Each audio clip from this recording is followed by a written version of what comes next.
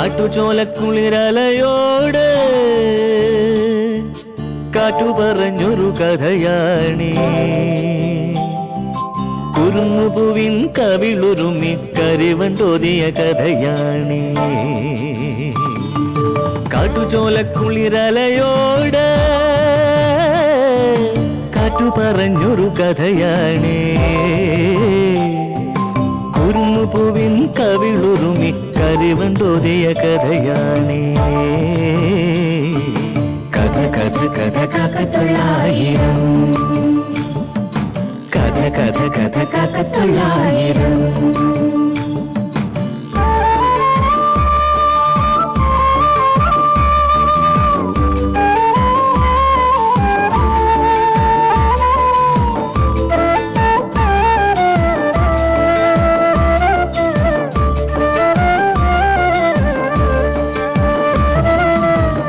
കടലിന്റെ തീരത്ത്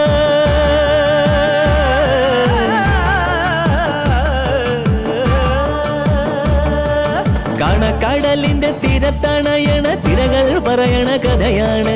കായലോളത്തിലെ കളിയോടം കണ്ട കന്നിനിലാവിന്റെ കഥയാണ്. പടവരമ്പത്തെ പുൽനാമ്പിനോട് പുലരി പറഞ്ഞൊരു കഥയാണ്. മാനം മുട്ടണ കൊടുമുടിയോട് മൂവന്തി പറയണ കഥയാണ്. മൂവന്തി പറയണ കഥയാണ്. കഥ കഥ കഥ കാക്കത്തൊള്ളായിരം. തെറിക്കുത്തരം മുറിപ്പത്തലെന്ന് സാർ കേട്ട് കാണും. അഹങ്കാരത്തിനുള്ള മറുപടിയും അടിയാണ്. നല്ല ചുട്ട അടി. അത് ശരിക്ക് കിട്ടാത്തതാ ഇവളുടെ കുഴപ്പം.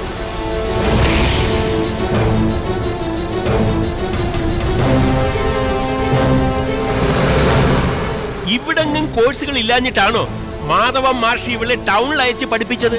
അപ്പോ നല്ല നിലയിൽ പഠിപ്പിച്ച് ഒരു ഭാവി ഉണ്ടാകട്ടെ എന്ന് ആ മനുഷ്യനും വിചാരിച്ചു. എവള് പഠിച്ചതോ പ്രേമം.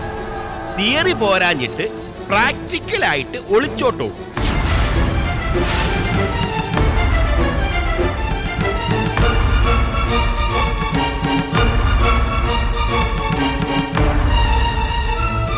എല്ലാരെയും ചതിച്ച് മിടുക്കിയായി പോയിട്ട് എവിടെ എത്തി?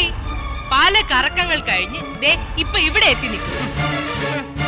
കുടുംബത്തിനും ബന്ധുക്കൾക്കും, അതായത് ഞങ്ങൾ ഉൾപ്പെടെ പലർക്കും പേരുദോഷം ഉണ്ടാക്കി വെച്ച ഇവളുടെ പ്രവൃത്തിയെ മേലാൽ നിങ്ങൾ പക്വതയില്ലായ്മെന്ന് മാത്രം പറയരുത്. അതിന് വേറെ പേരാ പറയേണ്ടത്. പക്ഷെ ഇതെന്റെ വീടായി പോയി. കഴിഞ്ഞു പോയില്ലേ സാറേ? അതെ, കഴിഞ്ഞുപോയ കാര്യങ്ങളാണ്. ഭൂതകാലം കഴിഞ്ഞിട്ടാണല്ലോ ഭാവി കാലം. അതിനെപ്പറ്റി നമ്മൾ സംസാരിക്കുന്നതേ വർത്തമാനകാലത്തിലാ. കഴിഞ്ഞുപോയതിനെ പറ്റി അല്ലാതെ വരാനിരിക്കുന്നതിനെ പറ്റി സംസാരിക്കാനേ നമ്മൾ ആര് ജ്യോത്സ്യന്മാരോ?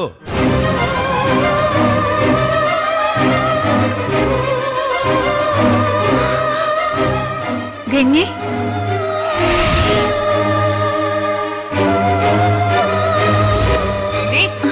ഇവിടെ നിന്ന് സംസാരിച്ചാ മതി. സ്വീകരണ സൽക്കാരങ്ങളൊന്നും വേണ്ട. നീ എപ്പോ വന്നു മോളെ?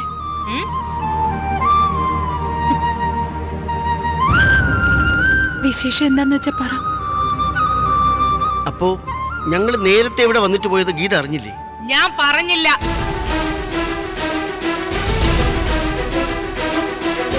പ്രത്യേകമായി ഓർത്ത് പറയാൻ വന്നത് VIP ഒന്നും അല്ലല്ലോ.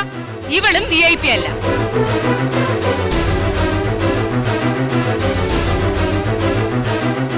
ബാബുലൻ സാറേ, കാര്യങ്ങൾ സൗദാമിനിയോട് പറഞ്ഞിരുന്നു.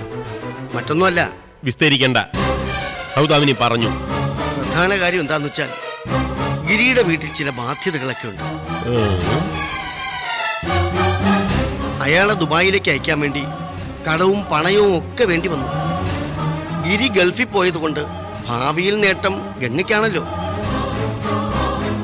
അതുകൊണ്ട് ഗംഗയ്ക്ക് വേണ്ടി വാങ്ങിയ സ്വർണം അതേപടി എടുത്ത് കൊടുക്കണം.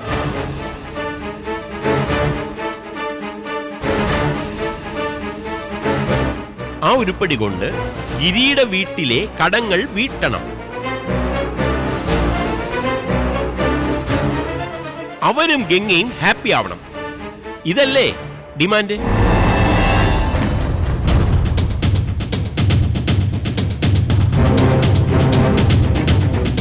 എനിക്കതിൽ അഭിപ്രായ വ്യത്യാസമില്ല.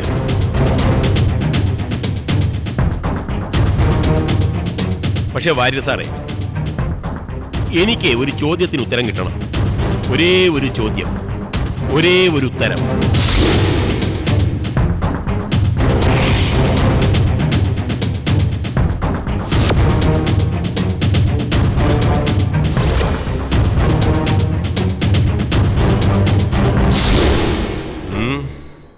ഗിരി ഗംഗയെ വിവാഹം കഴിച്ചിട്ടുണ്ടോ?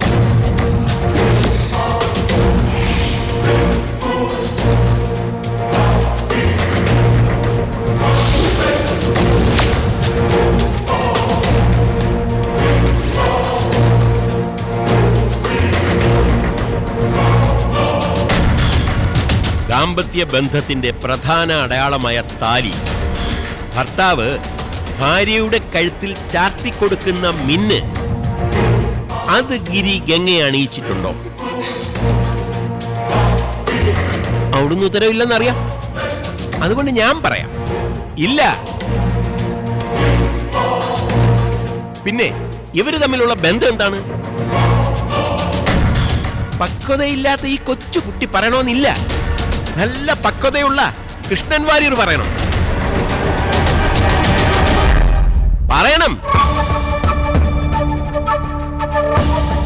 സ്നേഹബന്ധം എന്നൊരു മറുപടി ഉണ്ടായിരിക്കും. ഗിരിയും ഗംഗയും തമ്മിൽ സ്നേഹിച്ചു, ഇപ്പോഴും സ്നേഹിക്കുന്നു, നാളെയും സ്നേഹിക്കുമായിരിക്കും. അതിന്റെ പേരിൽ ആരുടെയെങ്കിലും സമ്പാദ്യം എടുത്തു കൊടുക്കുമോ? ഞാനും വാര്യർ സാറും തമ്മിൽ ഒരു സ്നേഹബന്ധമുണ്ട് എന്ന് കരുതി വീട്ടിലിരിക്കുന്ന സ്വർണം എടുത്ത് നിങ്ങൾ എനിക്ക് തരുമോ? ഇത് അതുപോലെ അല്ലല്ലോ ബാഹുലേ സാറേ. അല്ല, അതിലും ഗുരുതരമായ വിഷയമാണ്. ന്യായങ്ങളും മറുവാദങ്ങളും ഒക്കെ പലതും കാണും, അത് പറഞ്ഞ് ഒഴിയാനും കഴിഞ്ഞേക്കും. പക്ഷേ മാധവൻ മാഷ് ഗംഗയുടെ കല്യാണത്തിന് വേണ്ടി മാത്രം വാങ്ങിവെച്ച ആഭരണങ്ങളാണ്. കല്യാണം മുടങ്ങിയെന്ന് കരുതി അത് ഗംഗയുടേതല്ലാതാകുന്നില്ല. അച്ഛന്റെ സമ്പാദ്യത്തിന് മകൾക്ക് അവകാശമുണ്ട്. സമ്പാദ്യത്തിന് അവകാശം ഉള്ളതുപോലെ അച്ഛന്റെ ബാധ്യതയുടെ ഉത്തരവാദിത്വം മകൾക്കുണ്ട്.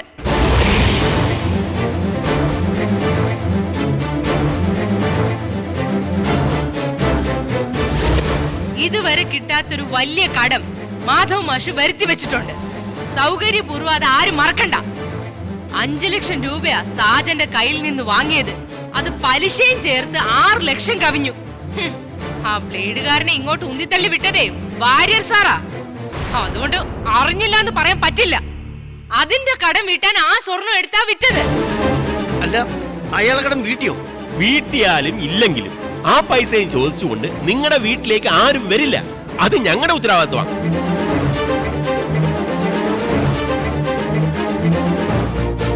വാര്യർ സാറിന് ഈ കാര്യത്തിൽ ഞങ്ങളെ സംശയമുള്ള പോലെയാണല്ലോ മുഖഭാവം.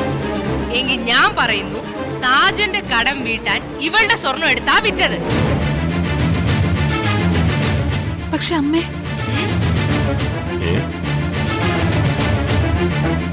ആ പൈസ കൊടുക്കണമെന്ന് പറഞ്ഞല്ലേ എന്റെ കയ്യിലുണ്ടായിരുന്ന സ്വർണം മുഴുവനും അമ്മ വാങ്ങിയത്?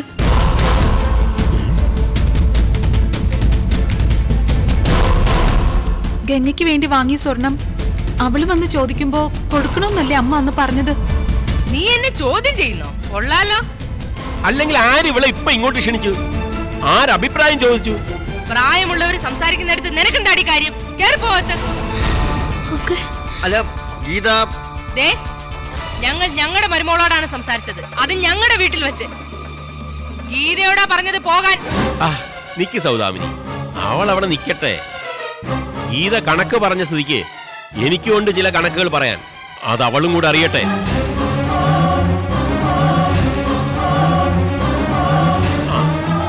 ഗീത പറഞ്ഞതുപോലെ ഒരു തീരുമാനം എടുത്തിരുന്നു എന്നുള്ളത് ശരിയാണ്. അതായത് ഗീതയുടെ സ്വർണം വിൽക്കുക. ഗംഗയ്ക്ക് വേണ്ടി മാഷ് വാങ്ങിച്ചു വെച്ചത് എവള് വന്ന് ചോദിക്കുമ്പോൾ കൊടുക്കുക. അത് തന്നെയായിരുന്നു തീരുമാനം. പക്ഷേ രമേശൻ അതിനോട് യോജിച്ചില്ല.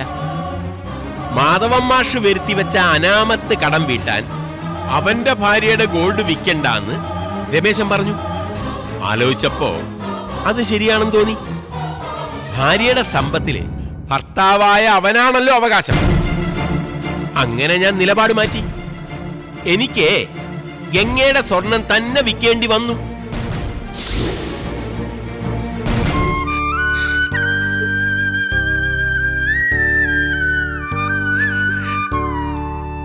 ആയിക്കോട്ടെ, പറഞ്ഞത് അംഗീകരിക്കുന്നു. എന്നാലും ആ കടം കൊടുത്തു തീർക്കാൻ അത്രയും സ്വർണം വിൽക്കേണ്ട ആവശ്യമില്ലല്ലോ. ബ്ലേഡുകാരന്റെ പലിശ എന്ന് വെച്ചാലേ മീറ്റർ പലിശയാ അല്ലേ? ആ എന്നാലും എല്ലാം കൂടി 10-55 ഭവൻ ഉണ്ടായിരുന്നല്ലേ. 5 ലക്ഷവും പലിശയും രണ്ടും കൂട്ടിയാലും 7 ലക്ഷം ആയിക്കോട്ടെ. അതിന് 55 ഭവൻ വിൽക്കണോ? 55 എന്നൊക്കെ പറച്ചിലേ ഉള്ളൂ. ആ പോട്ടെ, 50 ഉണ്ടോ? അല്ല വേണ്ട, 45 ഉണ്ടായിരുന്നല്ലോ. 7 ലക്ഷം രൂപയ്ക്ക് അത്രയും സ്വർണം വിൽക്കണോ?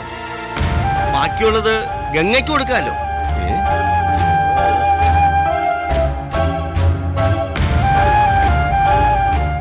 മൗലേ സാറേ, ഗിരി ഗംഗയെ കല്യാണം കഴിച്ചോ? അതിന് തെളിവുണ്ടോ? കഴുത്തിൽ താലിയുണ്ടോ?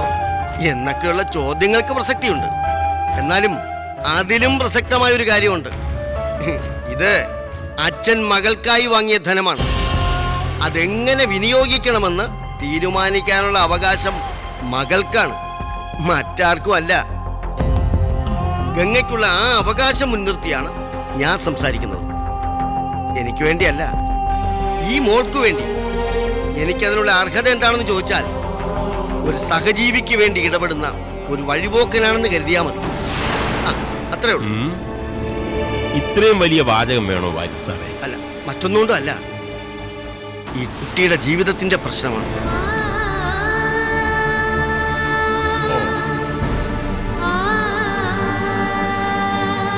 കണ്ടില്ലാന്ന് നടിക്കാൻ വയ്യാത്തത് കൊണ്ടാണ് ഞാൻ കൂടെ നിൽക്കുന്നത്. ബ്ലേഡുകാരന്റെ ഇടപാട് തീർക്കാൻ എടുത്തതിന്റെ ബാക്കി സ്വർണം ഗംഗയ്ക്ക് കൊടുക്കണം സാർ. ഇതൊരപേക്ഷയാണ്.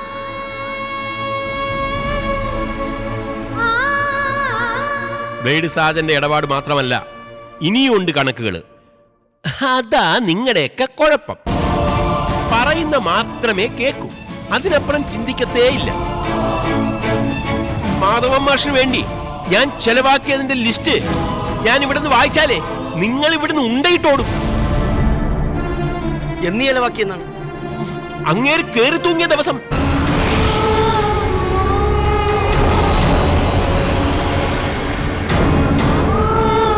എച്ചിത്തരം കാണിക്കേണ്ടെന്ന് കരുതിയ ഞാൻ ഇതുവരെ ഒരു കണക്കും വായിക്കാതെ.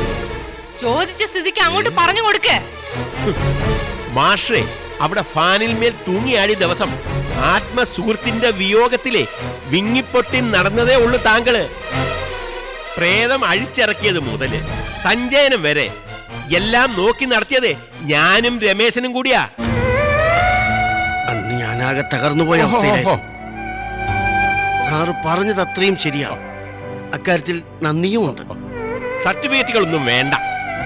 മെനക്കേട് മാത്രമല്ല, ഓരോന്നിനും പണച്ചെലവുകൾ ഉണ്ടായിരുന്നേ. SI ആയതുകൊണ്ട് കാര്യങ്ങൾ സ്പീഡിൽ നടന്നേ ഉള്ളൂ. തുട്ടിനെ തുട്ട് തന്നെ ഇറക്കണം.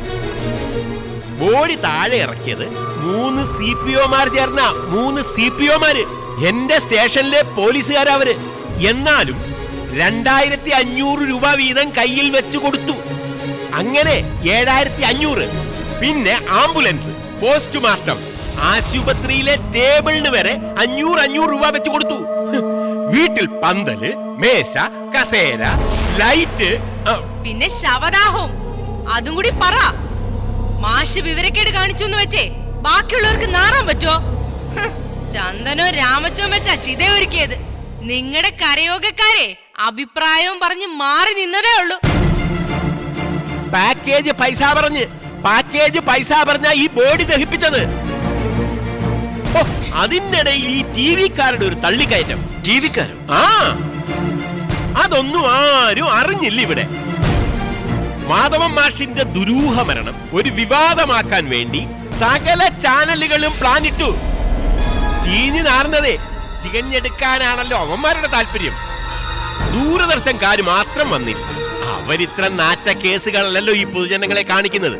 ചുരുക്കത്തിൽ TV-ക്കാരെ ഒതുക്കാൻ വേണ്ടി മാത്രം നല്ലൊരു തുക ചെലവായി. അല്ലെങ്കിലേ അവന്മാരാ സംഭവം ലൈവാക്കിയനെ. നോക്ക്, ഇങ്ങോട്ട് നോക്ക്, എന്റെ കുടുംബത്തിലെ നാണക്കേട്. അതുകൊണ്ടേ ഞാൻ ഈ കാശ് നോക്കിയില്ല. വാര്യർ സാറേ, പറഞ്ഞാൽ ഇവിടെ ഒന്നും തീരില്ല ഈ ചെലവിന്റെ കാര്യം. ശാരദ തങ്കച്ചിയെയും എവളെയും തീറ്റിപ്പോറ്റിയതുൾപ്പെടെ അതിന്റെയൊക്കെ കണക്ക് നിരത്തിയാലേ ഇങ്ങോട്ട് തരേണ്ടി വരും കാശ്. ഞാൻ എഴുതി വായിക്കണോ? കണക്കെല്ലാം നീ ശരിക്ക് കേട്ടല്ലോ. ഇനി എന്തിനാ വായും തുറന്ന് ഇവിടെ നിൽക്കുന്നത്? മരുമോളോടെ എനിക്ക് കുറച്ച് സംസാരിക്കാനുണ്ട്. അത് പിന്നെ കേട്ട ഭാവമുണ്ടോ? കേറിപ്പൊടിയകത്ത്.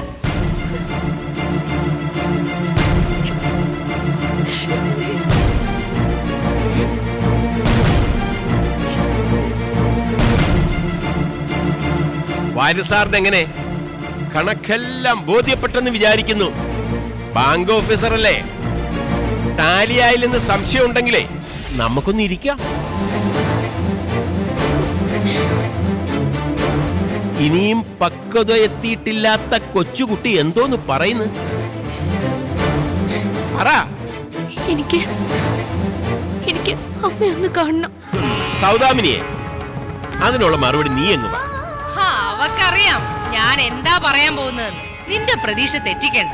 നടക്കില്ല മോളെ. ആന്റി, ദയവ് ചെയ്ത് അമ്മയൊന്ന് കണ്ടാ മാത്രം മതി എന്ന് ഇപ്പൊ പറയും. കാണുമ്പോ മിണ്ടാൻ തോന്നും, പിന്നെ അടുത്തിരിക്കാൻ തോന്നും, തൊടാൻ തോന്നും. അങ്ങനെ പല തോന്നലുകളും ഉണ്ടാവും. അത് പിന്നെ വിഷമോ.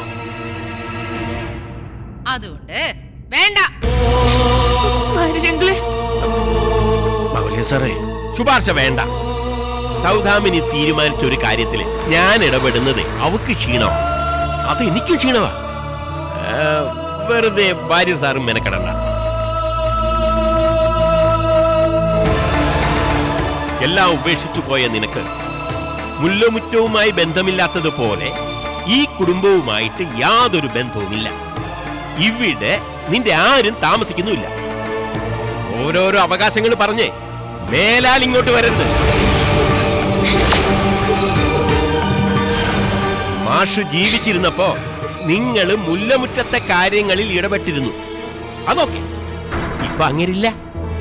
ഇനി അങ്ങനെയുള്ള കാര്യങ്ങളിൽ നിങ്ങൾ ഇടപെടുന്നതിൽ എത്രമാത്രം ശരിയുണ്ട്? എന്തായാലുമേ എനിക്കത് ഇഷ്ടമല്ല. എനിക്ക് അത് ഇഷ്ടമല്ല. മാഷ് എനിക്ക് വെറും അയൽക്കാരനായിരുന്നില്ല, എന്റെ മാധവേട്ടനായിരുന്നു. ആ മനസ്സിന്റെ ആഴവും വ്യാപ്തിയും സാറിനെ പോലുള്ളവർക്ക് മനസ്സിലാവില്ല. മാഷിന്റെ മക്കള് എനിക്കും മക്കളെ പോലെയാണ്. മക്കളെ പോലെ എന്നല്ലേ ഉള്ളൂ. ഈരെങ്കിലും വാര്യർ സാറിന്റെ മക്കളല്ലല്ലോ, ആണോ? ഇതിനൊക്കെ എങ്ങനെ മറുപടി പറയാ? ബുദ്ധിമുട്ടണ്ട. അപ്പഴേ എനിക്ക് പുറത്തു പോയിട്ട് ചില കാര്യങ്ങളുണ്ട്. നമുക്ക് ഇറങ്ങാം മോളെ. പിന്നെ സ്വർണത്തിന്റെ കാര്യം പറഞ്ഞതിലേ കൺഫ്യൂഷൻ ഒന്നും ബാക്കിയില്ലല്ലോ. അല്ല പിന്നെ അതും പറഞ്ഞുകൊണ്ട് ഇങ്ങോട്ട് വരരുത്.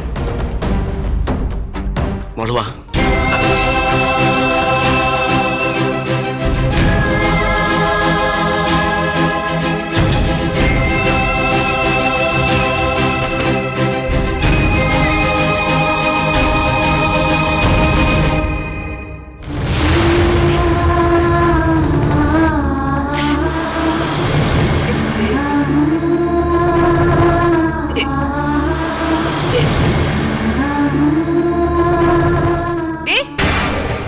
എന്താടി നീ വിചാരിച്ചിരിക്കുന്നത്? എന്ത് ധൈര്യത്തിലാ നീ പ്രസ്താവനയായിട്ട് അപ്പുറത്തേക്ക് വന്നത്? വന്നവരൊക്കെ അങ്ങ് പോകും. ഇവിടെ പിന്നെ ഞങ്ങളൊക്കെ കാണുമെന്ന് നീ വിചാരിച്ചില്ലേ? അതോ ഞങ്ങളൊന്നും വലിയ പ്രശ്നക്കാരല്ലെന്ന് നീ അങ്ങ് ഉറപ്പിച്ചോ? എടി ഗീതേ, അടങ്ങി ഒതുങ്ങി ജീവിക്കാൻ ഇവിടെ ഉദ്ദേശമില്ലെങ്കിലേ നിനക്ക് നിന്റെ അമ്മയും കൊണ്ട് എങ്ങോട്ടെങ്ങാണെന്ന് വെച്ചാൽ അങ്ങ് പോ. ആരും തടയില്ല. അതോടെ പക്ഷേ ഇങ്ങോട്ട് നോക്കടി, എല്ലാ ബന്ധവും തീർത്തും ഓർത്തോണം. ഞങ്ങളുമായിട്ടുള്ളതല്ല, രമേശനുമായിട്ട്. നിന്നെ നീ ഇവിടെ ആരുമല്ല. തീരുമാനം എനിക്കിപ്പോ അറിയണം. ഈ വീട്ടിൽ നിന്റെ അധിക പ്രസംഗം അനുവദിച്ചു തരാൻ പറ്റില്ല. ഗംഗ വന്ന് ചോദിക്കുമ്പോ കൊടുക്കാൻ വെച്ചിരിക്കുകയാണ് അവളുടെ സ്വർണ്ണമെന്ന് അമ്മ തന്നെയാ പറഞ്ഞിരുന്നത്. അതുകൊണ്ടാ ഞാൻ അങ്ങനെ. മതി മതി, ആ കാര്യത്തിൽ ഇപ്പൊ ഒരു തീരുമാനമായല്ലോ. ഇനി അതിനെപ്പറ്റി ശബ്ദിച്ചു പോകരുത്. എന്തെങ്കിലും സംശയം ഉണ്ടോ നിനക്ക്? ഒരു പെണ്ണിനെ കല്യാണം കഴിച്ചയച്ചാലേ ഭർത്താവിന്റെ വീടാണ് പിന്നെ അവക്ക് വീട്. അവിടെ ഉള്ളവരുടെ നന്മയ്ക്ക് വേണ്ടിയാണ് പിന്നെ അവൾ പ്രവർത്തിക്കേണ്ടത്. ജനിച്ച വീടിനോടല്ല, ചെന്ന് കയറുന്ന വീടിനോടാണ് അവൾ കൂറ് കാണിക്കേണ്ടത്. അങ്ങനെയാ ഒരു പെണ്ണ് നല്ല ഭാര്യയും മരുമോളുമാകുന്നത്. ഞങ്ങൾ എങ്ങനെ ഗംഗയോട് പെരുമാറുന്നോ അതുപോലെ വേണം നീയും അവളോട് പെരുമാറാൻ. ഞങ്ങൾക്ക് അവള് ശത്രു ആണെങ്കിൽ നിനക്കും ശത്രു, മിത്രമാണെങ്കിൽ അങ്ങനെ. അല്ലാതെ ഗീതയ്ക്ക് സ്വന്തമായിട്ടൊരു അടുപ്പവോ അകൽച്ചയോ ഇല്ല. ഇനിയും ഞങ്ങളെ കൊണ്ട് ഇത് പറയിപ്പിക്കരുത്. നിന്റെ അനിയത്തിയുടെ സ്വഭാവം വെച്ചേ അവൾ പിന്നെയും വന്നെന്നിരിക്കും, പുതിയ തന്ത്രങ്ങൾ പയറ്റിയെന്നും ഇരിക്കും. അന്നേരം ഈ പറഞ്ഞതൊക്കെ മറന്നിട്ടേ ആവേശം കേറി രംഗത്ത് വന്നാലേ അനുഭവം വേറെയായിരിക്കും. ഇതൊക്കെ ഒരു പെണ്ണിനെ കെട്ടിച്ചയക്കുമ്പോ തന്തയും തള്ളയും പറഞ്ഞു കൊടുത്തു വിടേണ്ട കാര്യങ്ങളാ. ഏത് തന്ത ഏത് തള്ള എന്തിനാ പറയുന്നേ? നിങ്ങൾ വാ. ഇത് ലാസ്റ്റ് കേട്ടല്ലോ.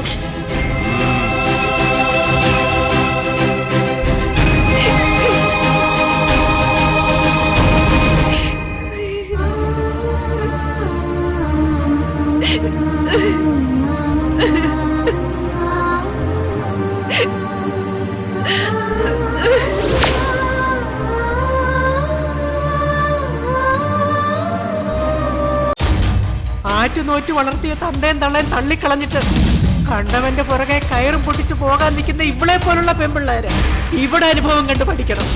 എല്ലാ ചോദ്യങ്ങളും ഉയരുന്നത് ഇവളുടെ ആത്മാഭിമാനത്തിന് നേരെയാണ്. ജന്മം കൊടുത്ത തന്തയും തള്ളയും കുരുതി കൊടുത്തവളാ ഇവള്. ഈശ്വരൻ പോലും ഇവളോട് പൊറുക്കില്ല. എല്ലാ ചൂണ്ടുവിരലുകളും ഉന്നമിടുന്നത് ഇവളുടെ നിലനിൽപ്പിനെയാണോ? അത്രയ്ക്ക് അപരാധിനിയാണോ ഈ കുട്ടി? എന്നെങ്കിലും ഇവളുടെ ദിവസം വരാതിരിക്കില്ല. അതെ, ഗംഗ ഒരു നാൾ വരും. കാട്ടുചോലക്കുളിരലയോട് കാറ്റു പറഞ്ഞൊരു കഥയാണേ, കുറുന്നുപൂവിൻ കവിളുരുമി കരിവണ്ടോതിയ കഥയാണേ. കാട്ടുചോലക്കുളിരലയോട് കാറ്റു പറഞ്ഞൊരു കഥയാണേ, കുറുന്നുപൂവിൻ കവിളുരുമി കരിവണ്ടോതിയ കഥയാണേ.